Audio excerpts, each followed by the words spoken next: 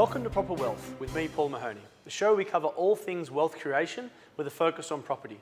Joining me today is Dave Eggison from OME Mortgage Specialists. Welcome, Dave. Thank you, Paul. So today we're talking about expat mortgages.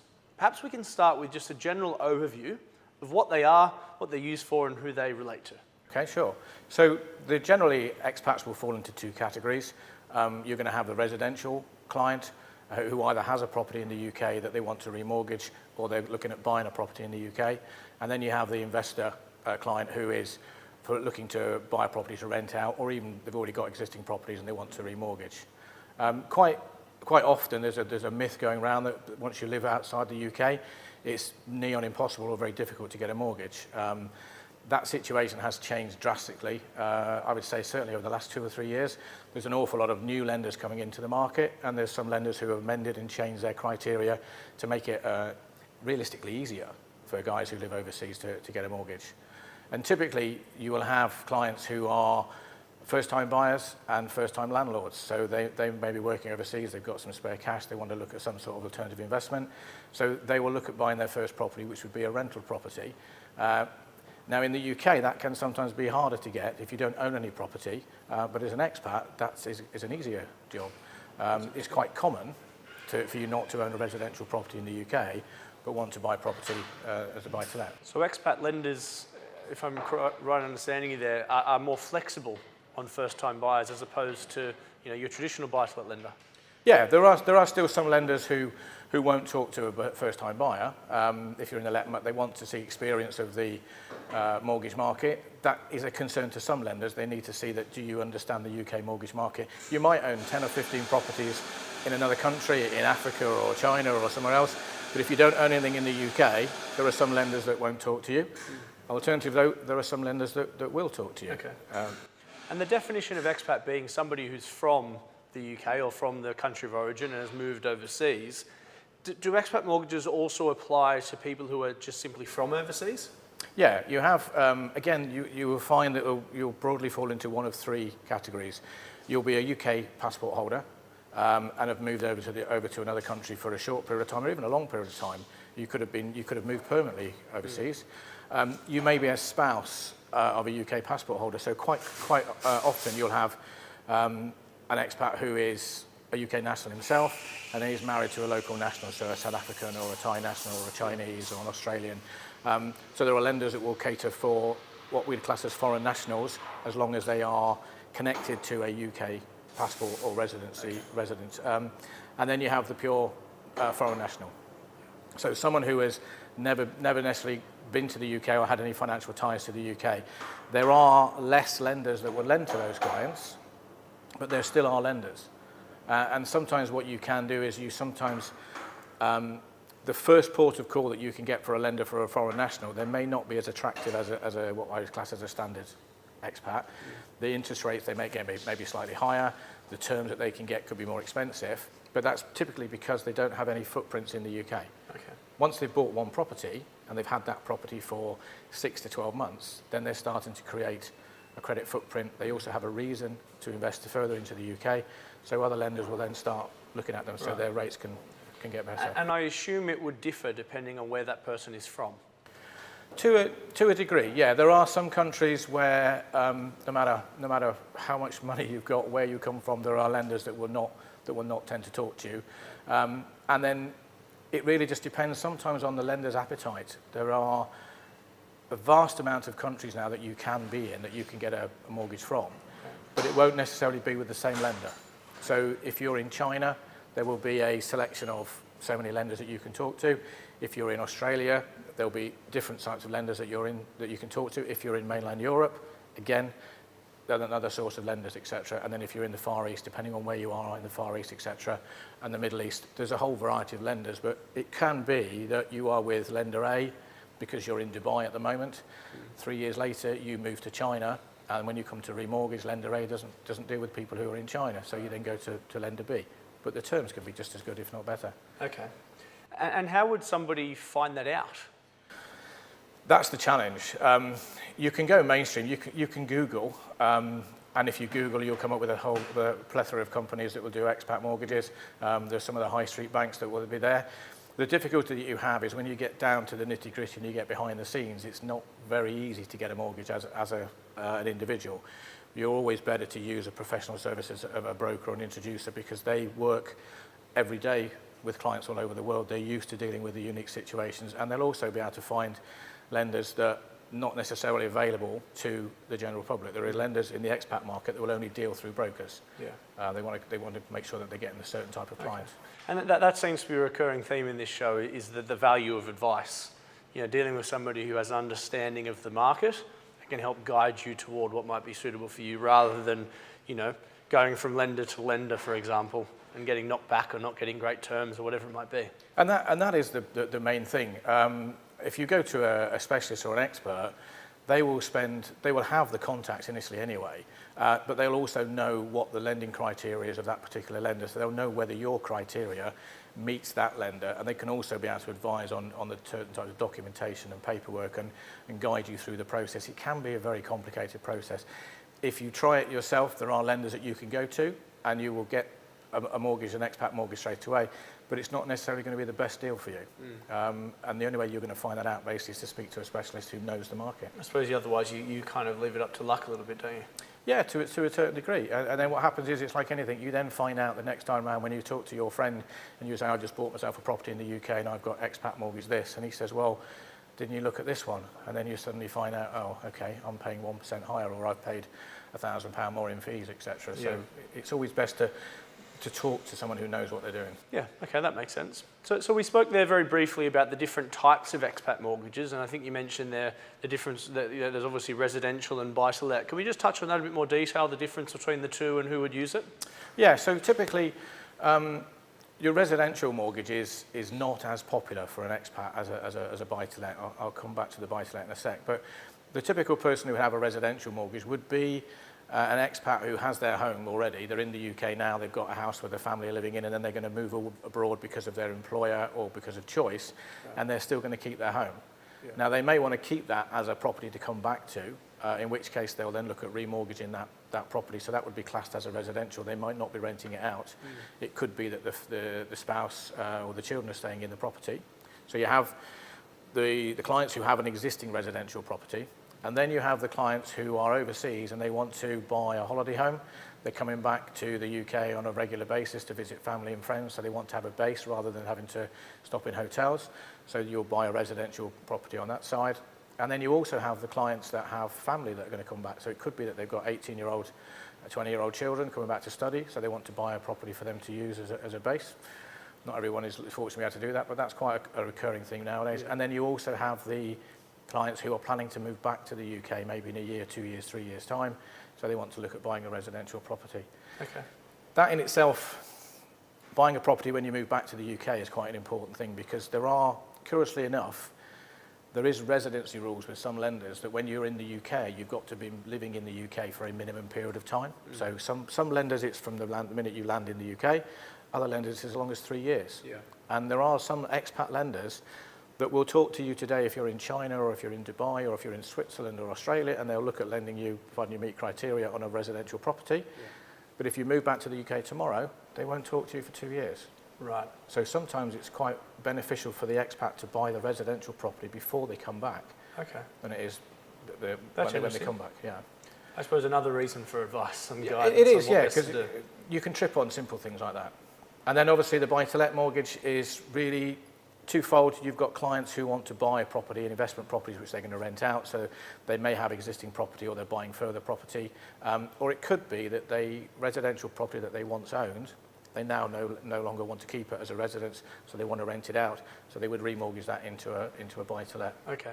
And with the buy-to-let side of the expat mortgages, is that somewhat similar to the standard buy-to-let market in that the lenders look at the yields and the serviceability, or is it more about the borrower? It's a combination of two. The challenge in some respects with an expat is depending on which country you're in will depend on which lender or lenders will talk to you. But they still look at the property in the same basis. You have to have, majority of lenders, you have to have a minimum income before they will talk to you. It's as simple as that. You've got to be... Is there an average there? It can vary anything from £25,000 up to £50,000. £50,000 is probably the highest, but increasingly now, there are lenders coming into the market, if you're looking at buy-to-let, who don't necessarily have a minimum income, which is a good thing. Okay. The other criteria you have is then property value or loan amount. Yeah. So a lot of lenders have a minimum property value or a minimum loan amount. Okay. And again, as a guide, what is that usually? That is where the challenge is, because there are lenders that have minimum loans of £30,000, Right. and there are other lenders that have minimum loans of £100,000. And Okay. again, if you're in China, you might only have the £100,000 selection, and if you're in Dubai, you might have the £30,000 Okay. selection. Then it also comes down to the location of the property. There are a huge amount of lenders who will only lend on a buy-to-let basis in the London-centric area, or over a certain amount of money if you're buying outside of London. But there are now increasingly more lenders now looking at the northern powerhouses. So you've got the likes of, if you're outside of London, you're buying in one of the big four, the Manchester. And I suppose that's due to demand, rentability and saleability. Yeah, down the side on that side. So you have to fit all those little bits of jigsaws into place, and then you end up with a degree of choice. Yeah. Once you get to that level, the assessment is very much the same as the UK. They'll use the rental income from the property, and then they'll do a multiple of that based on stress tests. Okay. The good thing also is that some lenders will do what they call top slicing. So if you have excess income, so if the rental income isn't quite enough to what you want to borrow, they will use excess income. And obviously a lot of expats do have an excess income, so that does come into play as well. It's about understanding the terms. Yeah. Okay, well, we need to go to a break now. Join us after the break for more on Expat Mortgages with Dave Eggison.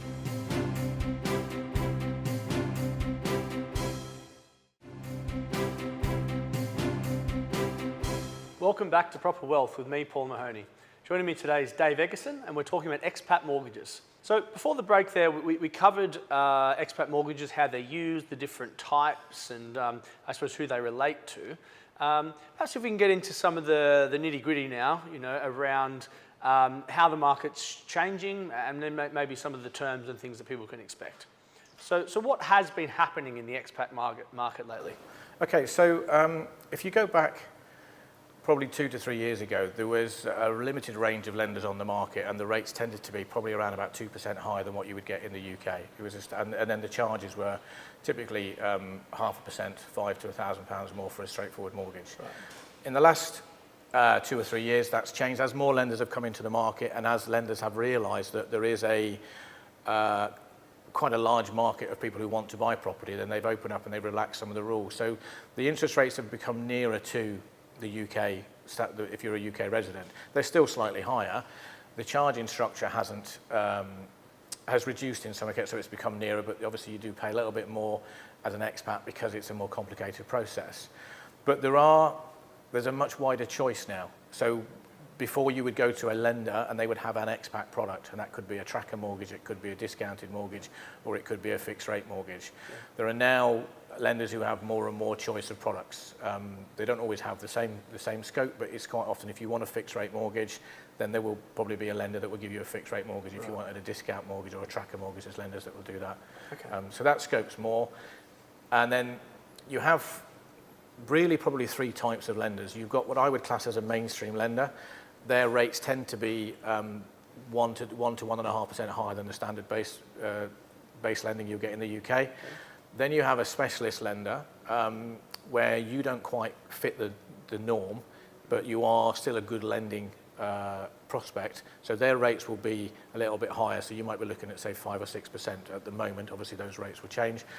And then at the back end of it, you've then got what I would call the niche lender. And these are the ones that we spoke about earlier on, where you've got a foreign national maybe who's got no ties to the UK whatsoever. The actual mortgage deal itself is sound, but there's no information about the client. So they're happy to take the risk, so to speak, but the cost of that will be a lot higher. Right. So you would pay a much higher rate at the beginning. But, as we said before, once you've had that rate for a period of time, you then start creating more of a footprint. The banks start to know more about you. They can see that you've been a landlord. They can see that you've had a mortgage and you've paid it back. And you can see that you've got a property, sort of a foothold in the UK. So that then you start moving down the tier of the lenders that you can get. Okay. And those products and new lenders that are entering the market, is that being driven by an increase in demand? I suppose the world is becoming more globalised, isn't it? More and more people are not necessarily staying in their country of origin. Is there an increased demand for expat products? I think talking to the lenders themselves is twofold. There's more competition in the market, so because there's more competition, they have to be more flexible with their products. Before, when there was less competition, they could more or less say, well, this is the product we have, take it or leave it. Yeah. Now it's a question of, well, I can come to you, or I can go to this person and pay 500 quid less and get 0.5% off. Okay, well, do they change the rules or change the rates? There's also, in some respect, because the UK market itself perceptively is contracting, lenders still have targets to release. And so they are becoming more and more aware that there are other people that will be able to lend to, and they're just as good. Curiously, a little known fact about the expat market, it is one of the more secure. There is very, very few repossessions on expat mortgages compared to the UK. Much lower. It's a much lower risk because realistically the clients have the funds to pay for it, and they have the management process in place for the tenants. So it's a much better deal. So lenders are starting to realise. I suppose expats in general probably earn more money than your average borrower, don't they? Yeah, they do. But even though you would think the risk would be higher because they've got no ties to the country overseas, a lot of these expats are buying these things as pensions or some source of income, etc., to growth, or as to pay for the kids to university. So the necessity for them to make sure these things work, and they're very business-minded people. So they'll make sure that it's a good, sound business deal when they buy it. Yeah. Okay. All right. So we've spoken about some of the changes, some of the new products and lenders entering the market. What sort of loan to values are expected when it comes to expat mortgages?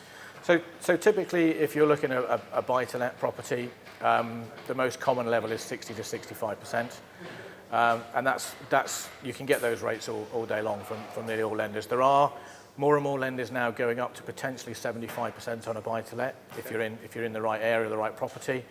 If you're looking at residential, again, 75% is relatively straightforward.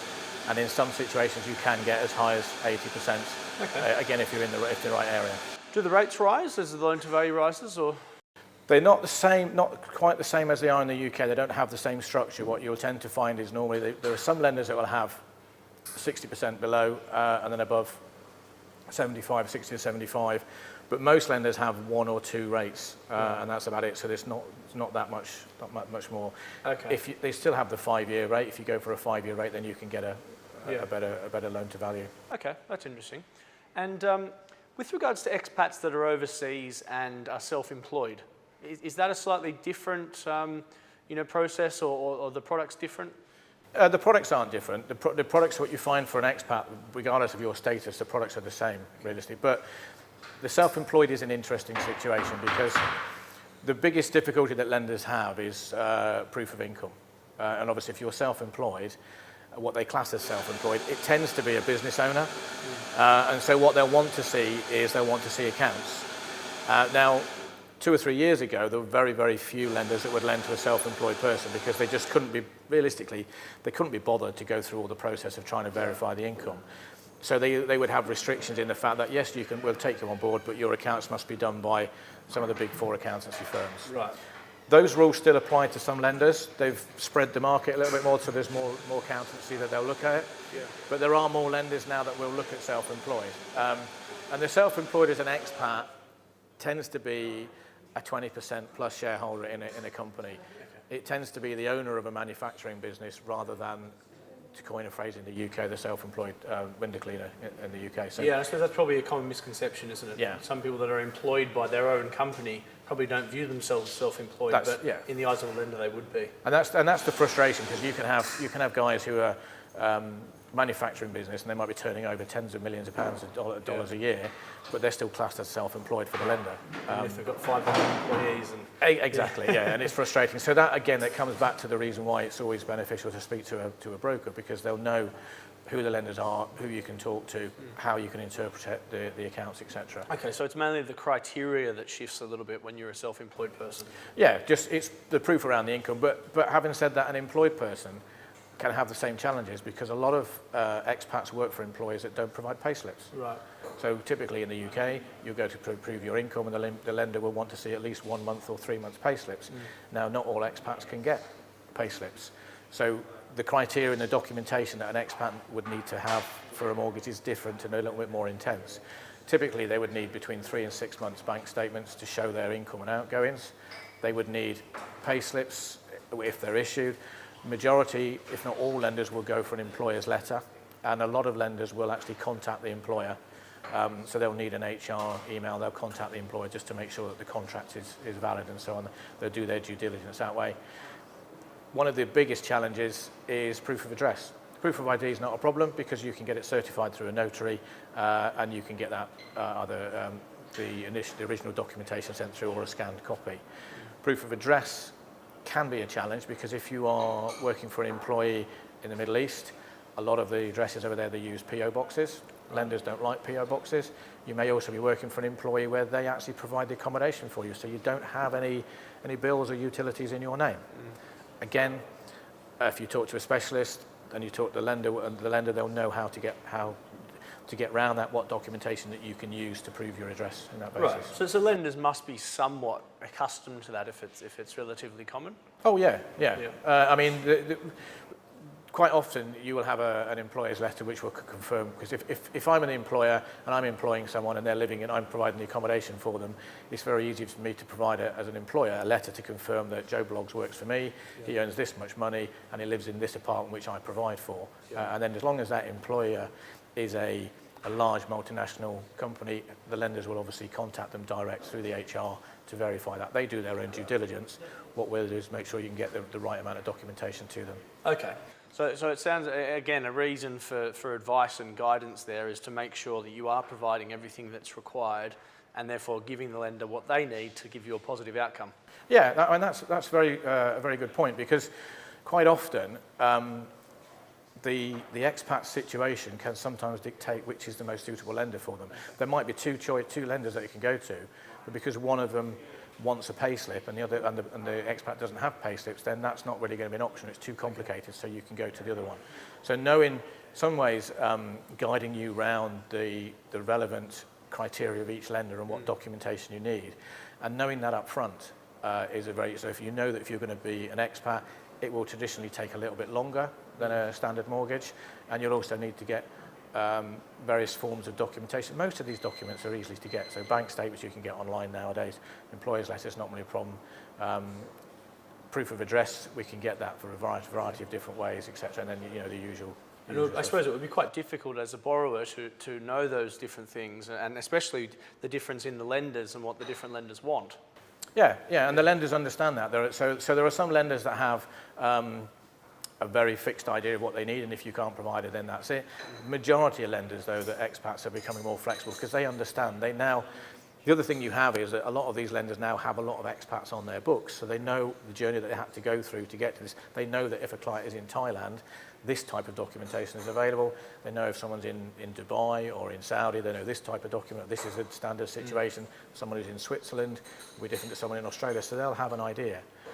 The other thing that you have to look at is if you're in China or Switzerland or Africa, etc., is sometimes a lot of the documentation can be in foreign language. Okay. A Chinese bank statement can be in Chinese. Yeah. So some lenders will have translation departments in there.